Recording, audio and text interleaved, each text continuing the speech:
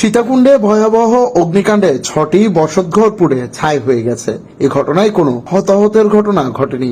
শনিবার সকালে উপজেলার ছোট দারোগারহাট পশ্চিম লালানগর 2 নং বারোয়াঢালা 1 নং ওয়ার্ড ইমান আলী মৌলভী বাড়িতে অগ্নিকাণ্ডের এ ঘটনা ঘটে।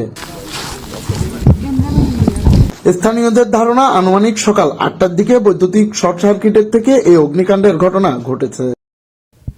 আর ক্ষয়ক্ষতি হচ্ছে যে আমি ওই বাজারে সর্দার বাজারে সিন্দির সমিতির ক্যাশিয়ার। আমার ক্যাশে প্রায় 70,000টার মতো ছিল। আর ভাইয়ের বউর স্বর্ণ অলঙ্কার আমারগুলো কিছু পাইছি। আর আমার ফ্রিজ যা ছিল সবগুলা মানে কোনো কিছু আর ঘর থেকে বাইর করা যায় না, সবগুলা ঘরে ছিল সব পরে। তবে এই বিষয়ে ফায়ার সার্ভিসের কোনো বক্তব্য নেওয়া সম্ভব হয়নি। এদিকে অগ্নিকাণ্ডে ক্ষতিগ্রস্ত পরিবারের প্রতি সমবেদনা জানাতে বিভিন্ন রাজনৈতিক দলের নেতাকর্মীরা ছুটে আসেন। আমার বাড়ি পাশে, আমি সকাল থেকেই ছিলাম। আমি ফায়ার সার্ভিসকে ফোন দিয়েছি, থানার হেল্পলাইনে ফোন দিয়েছি, 999 ফোন দিয়েছি।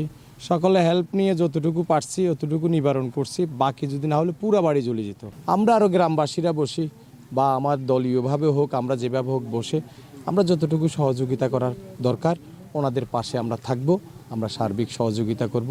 আজকে সকাল 8:30টায় যে শর্ট সার্কিট থেকে যেই অগ্নিকাণ্ডটি ঘটেছে খুবই বেদনাদায়ক। আমরা খুব মর্মাহত।